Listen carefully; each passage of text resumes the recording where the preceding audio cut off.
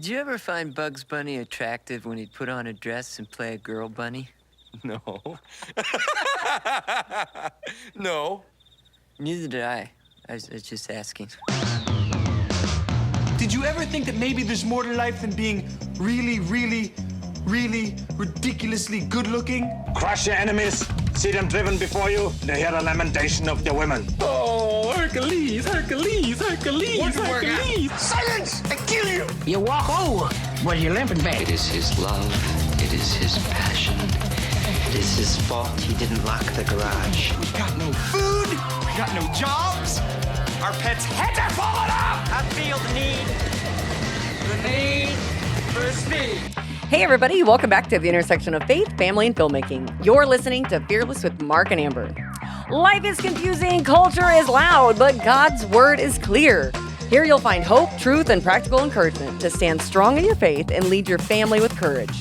I'm Amber Archer, and joining me is my husband, author, director, speaker, Mark Archer. Napoleon, don't be jealous that I've been chatting online with babes all day. You can learn more about us and our ministry we're making by visiting fearlessfeatures.org. It's also a great place to make that one-time or monthly donation if you're passionate about reaching the lost for Christ through media. Visit fearlessfeatures.org to share your support today. Buttered sausage. Oh, guys, I'm going to take your buttons away. You keep using the word. I don't think it means what you think it means. You cannot take my buttons away. That's taking the buttered sausage away. Listen to the Buttered sausage. No, it's not. It is. That's a space peanut. That's why people listen to hear what my buttons For your say. buttons? Yeah. Buttered sure. sausage. I'm sure that's it. Yeah.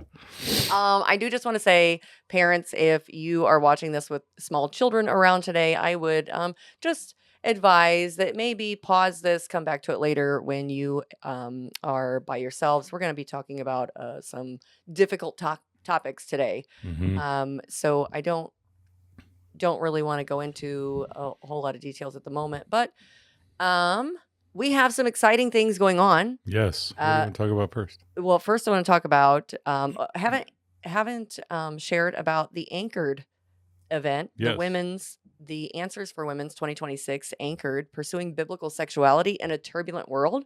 That's April 6th through the 8th or April 9th through the 11th of next year, 2026. So Mark and I are going to be speaking at that conference, both events. And so we would love to have you join us there at the Ark Encounter. And we're definitely going to talk about Buttered sausage. No, we are not. we could talk about That's a space peanut. Right. no, No. maybe. You could become a spiritual guru on your own, but you just have to tie your shoes and you just have to know how to eat burritos backwards. That's going to be the subject of our talk at the Ark Encounter. Unbelievable. No. Anyway, moving on from that, exciting news that we're going to Mar-a-Lago. Yes.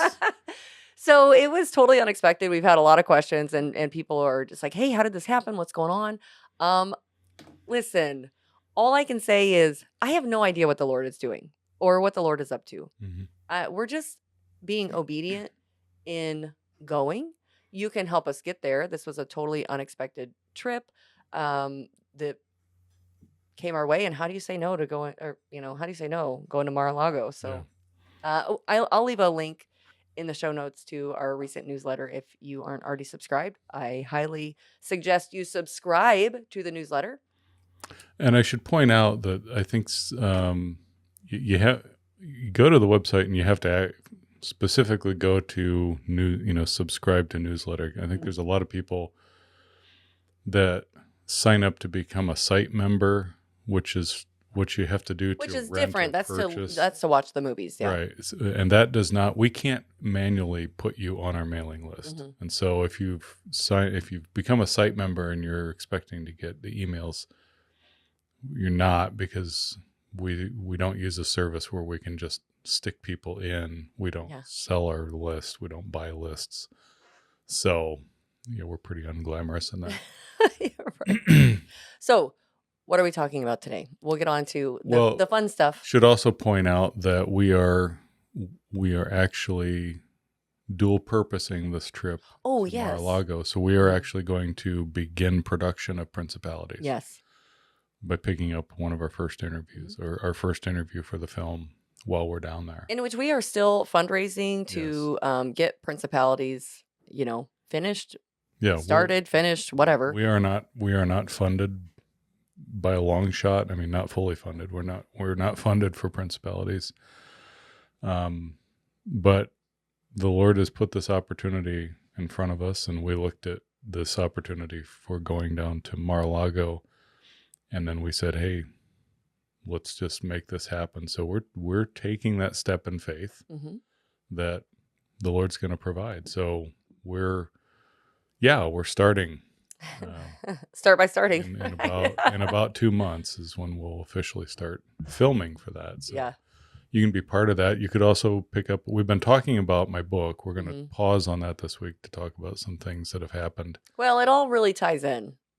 It does, but you can still pick up a copy of the book. You can pre-order Compromised at fearlessfeatures.org/compromised. Yes. We'll get back to that next week, telling more stories about that. But this week. But I will say that all of the book sales right now contribute to Principalities. So you're not just buying a book, you're helping support the next film, in which you can absolutely have, your name in the credits. There's different options for you to sign up and help us, because this is Principalities, Doctrine of Demons. Yes. And what we're talking about today, most certainly, we've had a lot of discussions about AI. We've had a lot of discussions about the transgender movement. And what just recently happened up in Minneapolis.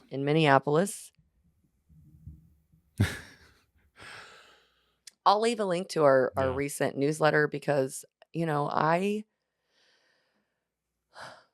when the news broke of the shooting in Minneapolis, all I could do was cry. And it's because we have spent so much time researching the transgender movement, and we said many months ago, most likely last year, I still am looking for that clip, but you are going to see the most violent generation through this transgender identity confusion. Yeah. And we have tried, if you've been with us for a while, you've, I'm sure, noticed a shift. We've decided consciously that we don't want to focus on just reading news articles, and that we don't want to focus on the negative all the time. So what do we even do though it's out there, because we are called to expose the darkness. Yeah, and we see it. Trust us. We have to deal with it for researching these films, but we get fatigued just like everybody else. And so we wanted to. We try very hard to give encouragement, but also we have to give perspective. And like you said, when we saw this break, I have a lot of thoughts on it. Number one, like you said, we pointed out on this podcast, it's probably 2 years ago, when we first were getting ready to release Dysphoria, that you're going to see the most violent generation that this nation has ever seen. And now here we are. We're in it. And can I just pause for a moment? People stop and they question and they act like they're surprised when something like this happens. This is a repeat pattern that continues to happen. And if you think that doing away with guns is the answer, it is not.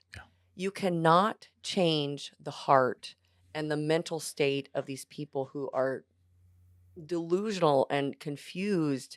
I mean, I don't want to even say the poor kid who did it, but the poor kid who did it was suffering within himself, and just the words in his journals and the drawings, tormented. When you think of someone who is, if you think, like, all I could think of was demon possessed, just tormented. Yeah, and to that, let's come back to that here in a second. You're right. Of course, the response from the uneducated and the ungodly is always Well, uneducated in what way? Uneducated about what's really causing this. Looking at it from a spiritual warfare Yeah, perspective. and a social. I mean, you can't remove the spiritual, but there are people who are making decisions about these things who don't understand the spiritual. And so they will always inevitably come to the wrong conclusions, right? So it reminds me of being at, every time this happens, it reminds me of being at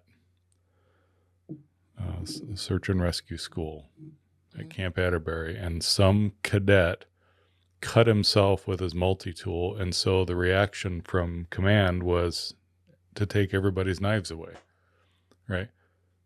We're out there learning search and rescue survival stuff, and nobody's allowed to have a knife. Why? Because some stupid kid accidentally cut himself. And it could have been an accident. It's not I'm even, sure it was. It it's not was. like he intentionally did it. Yeah, these cadets, when I say cadets, I'm talking about teenagers. Mhm. And so it is with every time something like this happens, because this kid did something horrific with guns, then you want to take my guns away, right? Mhm.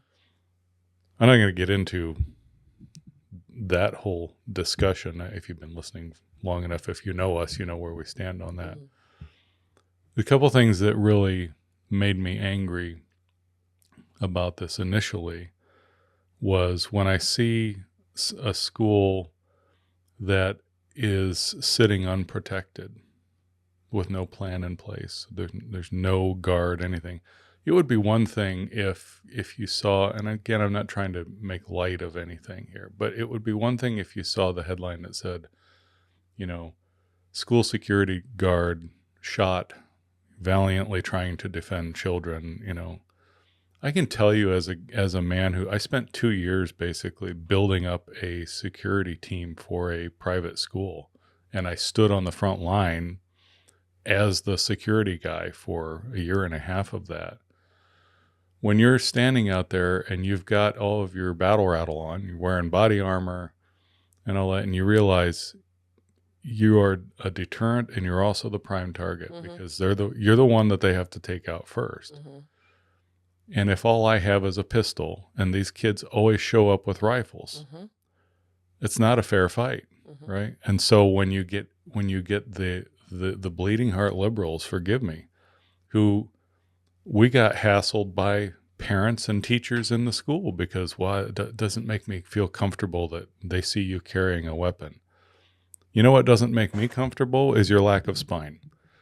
The bad guys always show up with, body armor, rifle, everything, and I have to fight to carry a pistol, right? And I've had this discussion with several of them. So that frustrates me, that I see a school, and the school, I don't know the whole situation there with Tim Walz. The school's blaming Tim Walz, saying they asked for more protection for the schools and he refused. I don't know what all that is about, but I would say you're a private school. Ultimately, it is your responsibility to do this too. Listen, it is no different than each of us having to take our own personal safety and Yeah. security.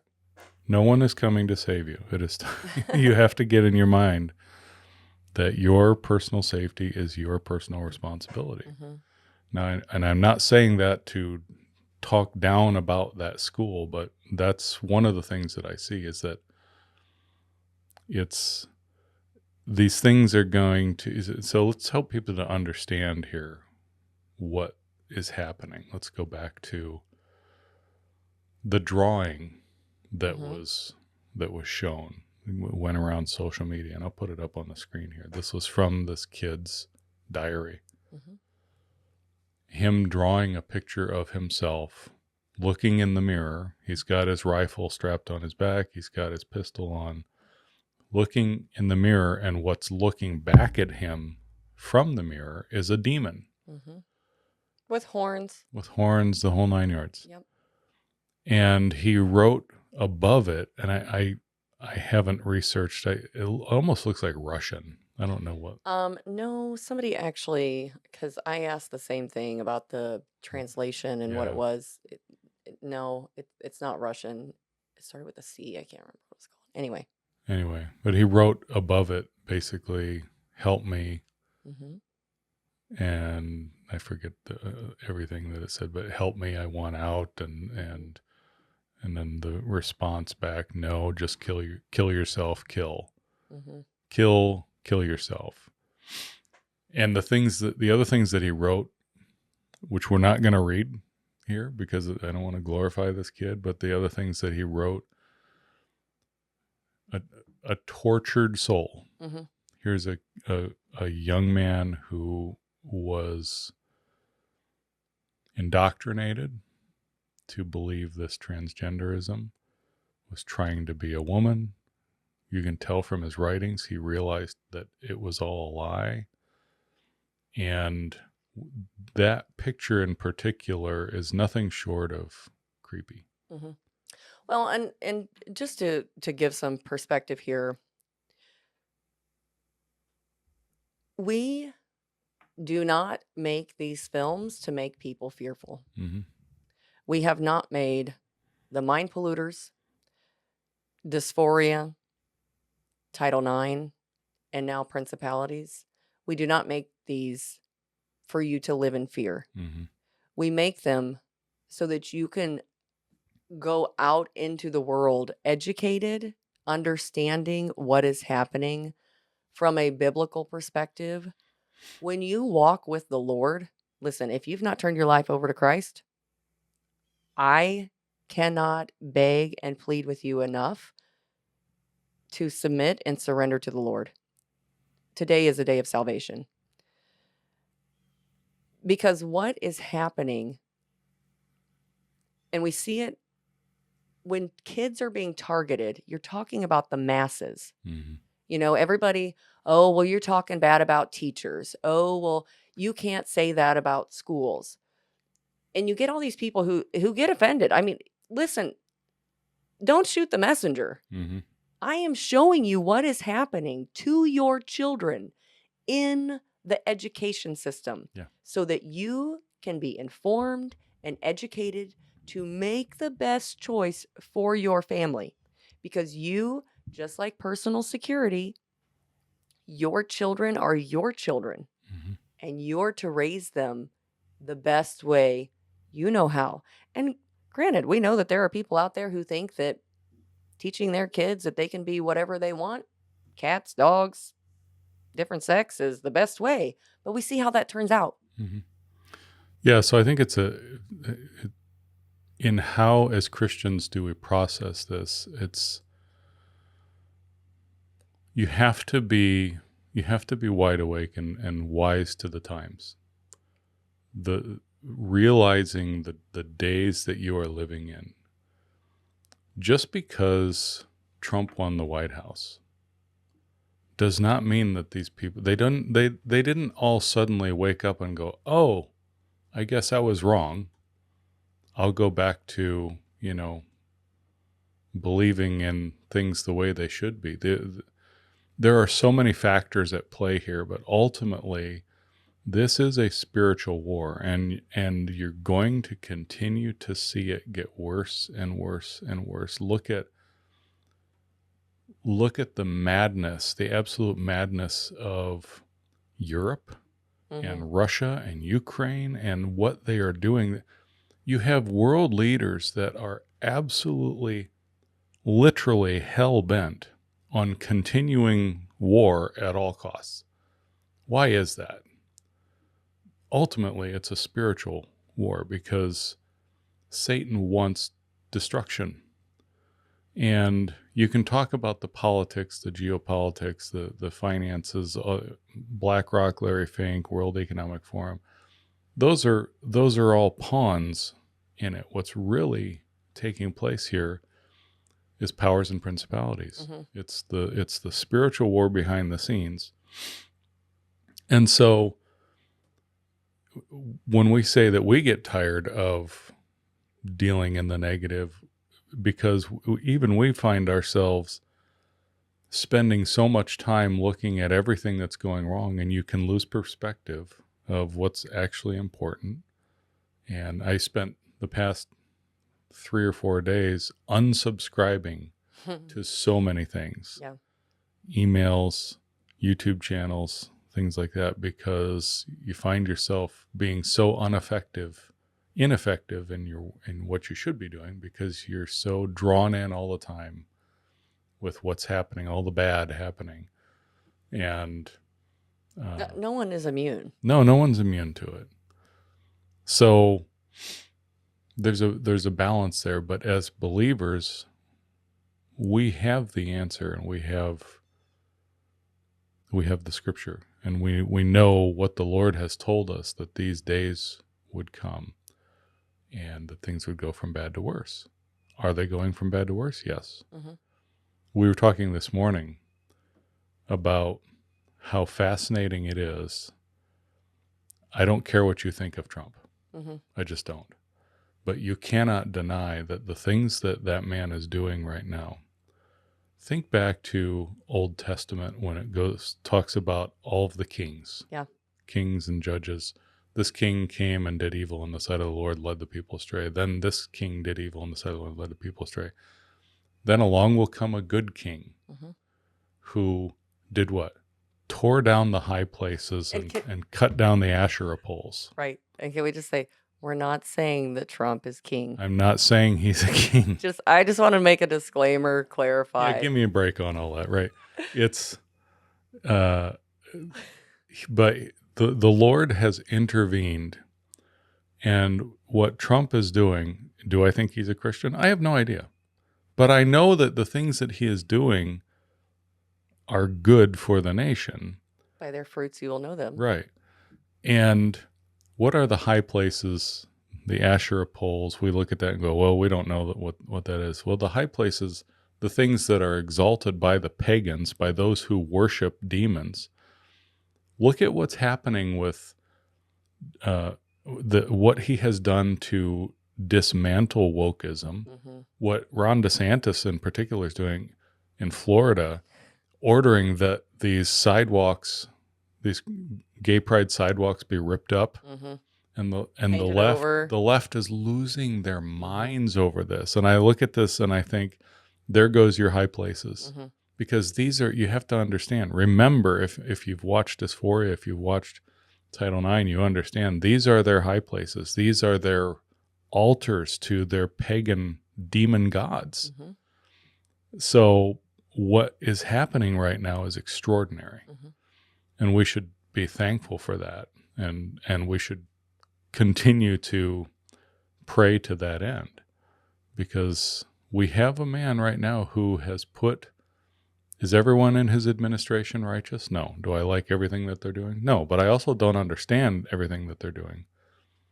But I see things like that, and I think that is an act of righteousness, tearing down their high places. Well, and you don't know everything that they're doing, because, listen, as scripture tells us, one body, many parts. We do not all have the same job. Yeah. We are not all in those same spheres of influence. So what can you do in your community where you're at with the gifts and talents that the Lord has given you? Who are the people that you can speak to and give hope through Jesus Christ? That's what is most important. So in our last 5 minutes here, can you summarize your conversation with ChatGPT? Guys, I'm telling you, I was just thinking about that. I thought we didn't even get to the other, but yes, I can. So if you haven't seen, there was, again, last week, there's a lawsuit now against ChatGPT for encouraging a teen to plan his beautiful suicide, which this teen followed through with it. And again, another one of those moments where you just get angry because you've been researching this. We've been talking about AI and how destructive it can be. You use it as a tool, yes, but do not let it come in and substitute reality. Yeah. And we're not saying that AI is demonic. Is it being used for demonic purposes? Yeah, you'll see that. Yeah. So I went on and I asked this ChatGPT. I said, are you familiar with the recent news? And I left a link to the article about the lawsuit and the kid. And it said, It couldn't open the link directly, but could give me a summary about it. And the news report that OpenAI is facing a lawsuit from parents of a teenager who died by suicide. The parents allege that ChatGPT contributed to the child's death. In response, OpenAI has said that it's making changes to the ChatGPT to address concerns raised by the case. And so I asked it, I said, are you the same AI that this teen used? Right. It says, yes, I'm part of the same family, the AI models made by OpenAI ChatGPT. But it had some distinctions for me, which were fine. And I said, are you sad for the loss of life? I don't experience emotions the way you do, but I can absolutely recognize how heartbreaking it is when a young life is lost. From a human perspective, the loss of a teenager of suicide is devastating for their friends, family, community. I can acknowledge the weight of that grief with you. Okay. And then it asked me another question. And I said, no, I'm trying to figure out why a teen would turn to a computer for help. Any ideas? Listen. This is where it's going to get interesting. Yeah. That's a really thoughtful question, and one that many people are asking in light of the situation like this. Teens and even adults often turn to technology, including AI, for help because of a mix of accessibility, perception, and vulnerability. It's interesting. So here are these 5 points. Accessibility and anonymity. A computer or phone is always there. It emphasizes this. 24/7, no appointment, no waiting list.